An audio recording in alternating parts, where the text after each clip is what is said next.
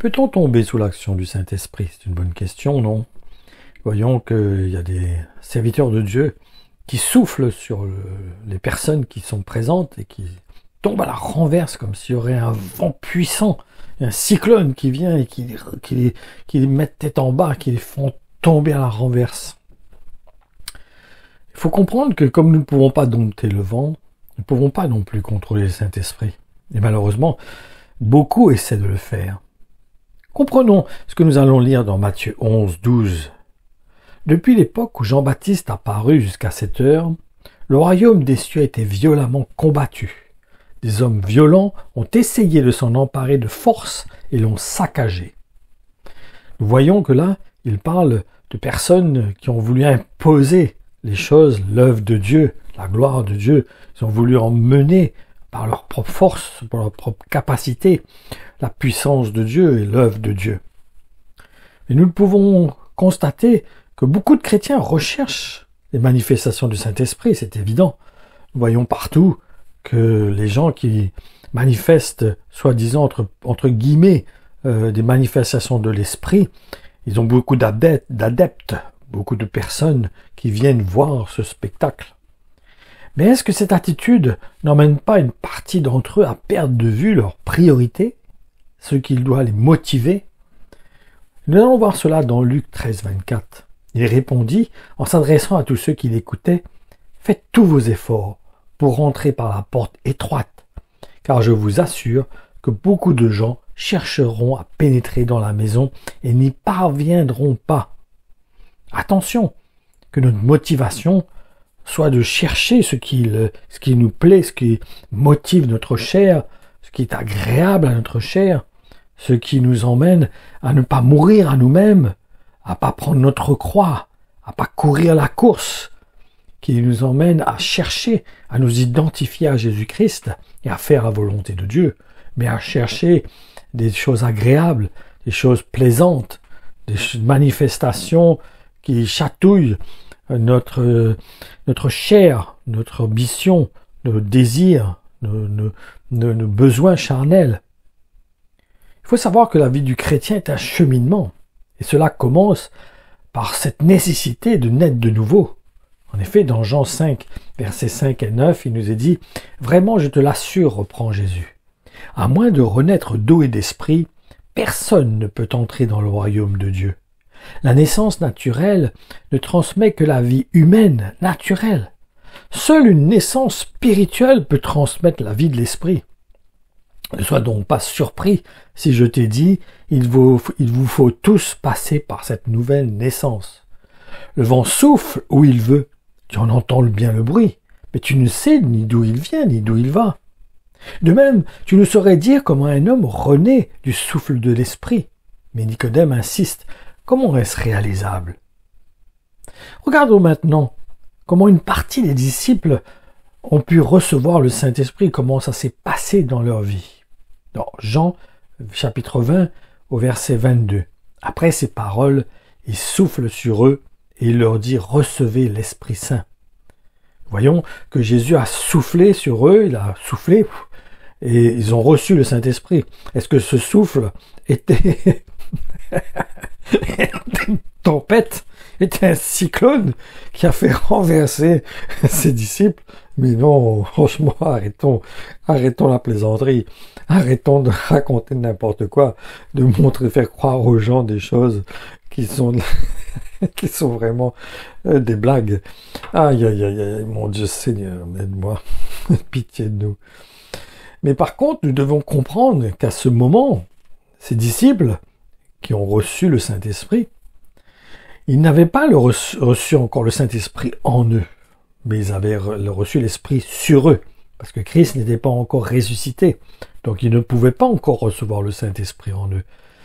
Le Saint-Esprit était venu sur eux.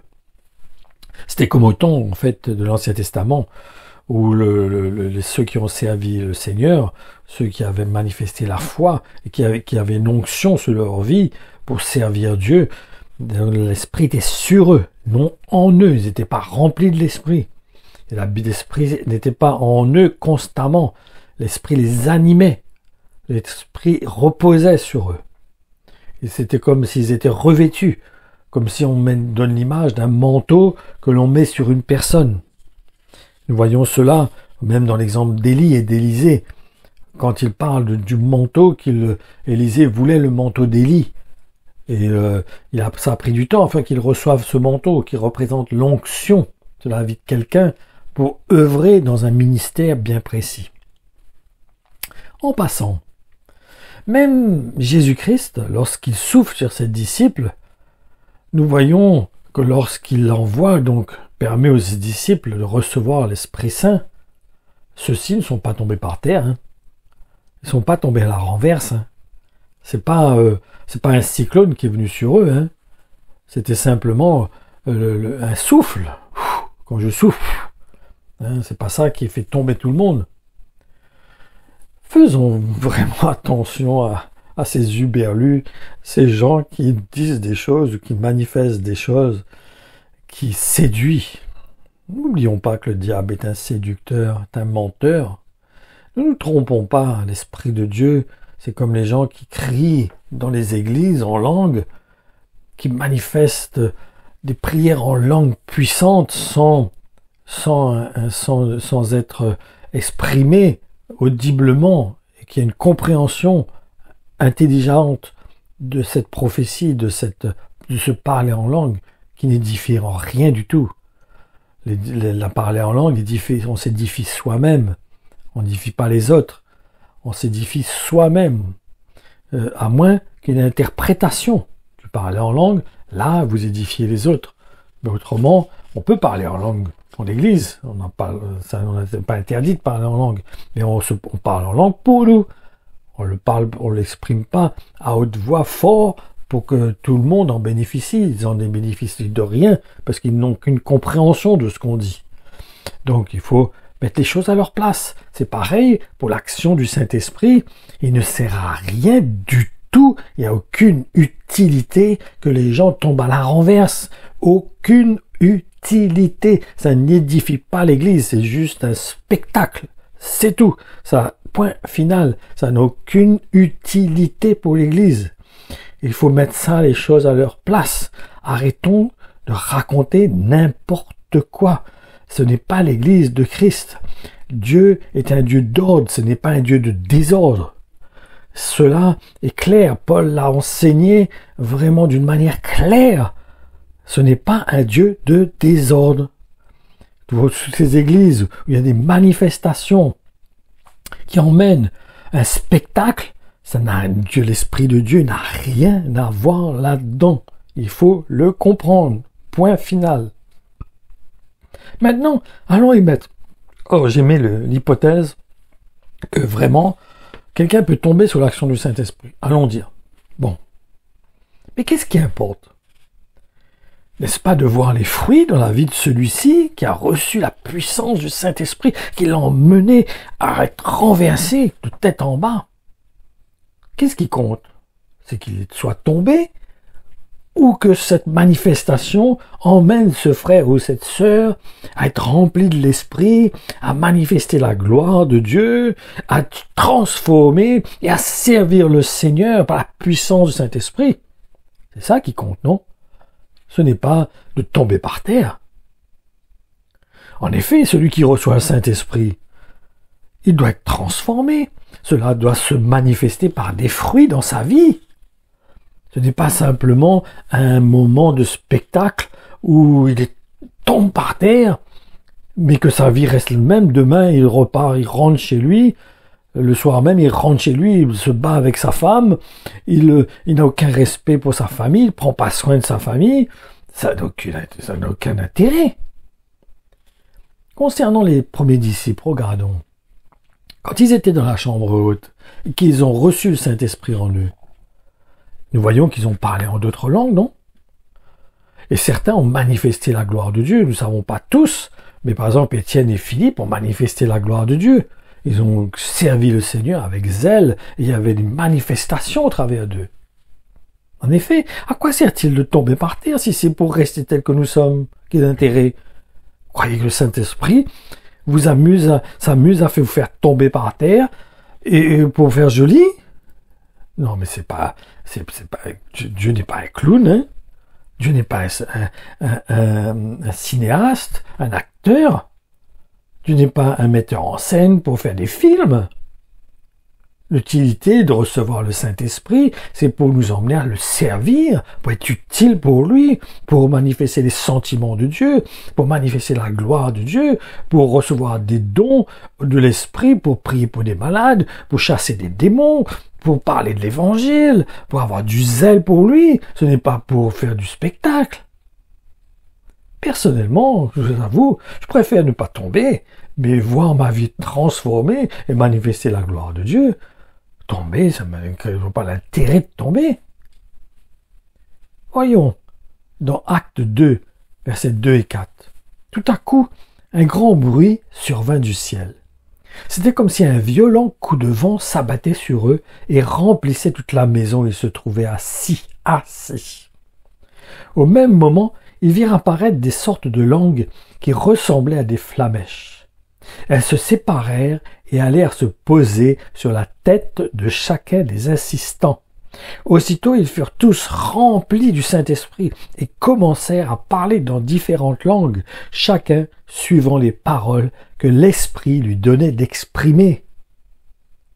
Qu'est-ce qu'on voit là? Qu'est-ce qu'on constate? Est-ce que tout le monde est tombé à la renverse? Est-ce que les serviteurs aujourd'hui sont plus grands que les apôtres et plus grands que Jésus? Non, mais franchement, non, mais allons, parlons sérieusement. Vous pensez que les serviteurs, comme certains, actuellement, qui font tomber des gens à la renverse, sont plus grands que les apôtres et plus grands que Jésus? Non, parlons franchement, parlons vraiment avec sincérité, avec franchise. Arrêtons, s'il vous plaît. Arrêtons de raconter n'importe quoi. Arrêtons de se laisser séduire par des gens qui ont été séduits eux-mêmes par le diable et qui sont des instruments du diable. Arrêtez de vous laisser séduire. Ouvrez vos yeux, comprenez les choses dans l'esprit. Allons lire dans Ézéchiel 37, 9 et 10. Alors le Seigneur me dit, toi qui n'es qu'un homme, parle au souffle de vie de ma part. Parle-lui ainsi, souffle de vie. Voici ce que le Seigneur Dieu te dit. Viens du nord, du sud, de l'est et de l'ouest.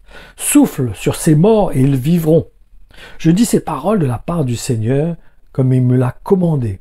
Alors le souffle de vie entre dans les morts et ils reçoivent la vie. Ils se tiennent debout.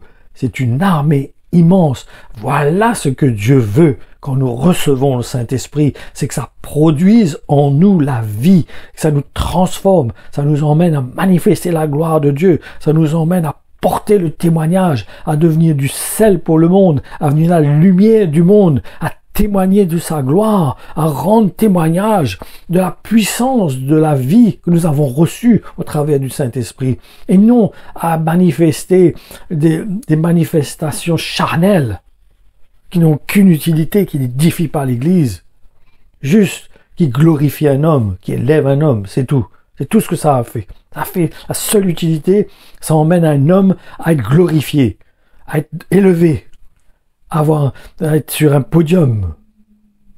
Ma conclusion, pour savoir si le fait de tomber par terre, cela est une manifestation du Saint-Esprit, il suffit de voir le résultat dans la vie de cette personne qui est tombée.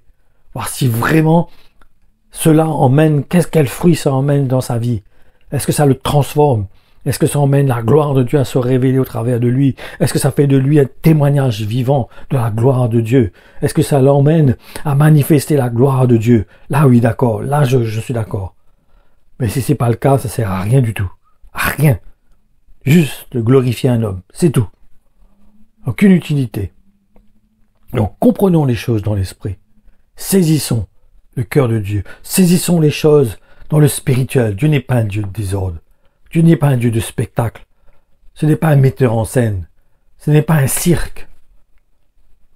Mais c'est l'Esprit de Dieu qui veut nous emmener à en faire de nous des serviteurs de Dieu.